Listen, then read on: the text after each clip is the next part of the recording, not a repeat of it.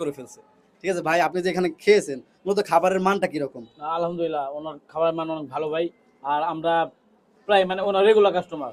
আচ্ছা আচ্ছা। আমরা কদমতলী থেকে আসি এখানে। ও আচ্ছা, কদমতলী থেকে এখানে জি আসছে। জি কদমতলীতে কিন্তু অনেক দোকান, জি, অনেক তারপরও দোকান এখানে আছে। আসছে। দ্বিতীয়ত হচ্ছে দেখেন এখন কিন্তু রাত্র 10টা বাজে প্রায়। আমরা জি কিন্তু সন্ধ্যার সময় আসছিলাম ভিডিও করতে, এখানে পর্যাপ্ত লোক থাকার কারণে আমাদেরকে সালাম ভাই সময় দিতে পারবে না বিধায় কিন্তু এই রাত্রে আসছি শীতের মধ্যে শুধুমাত্র আপনাদের জন্য।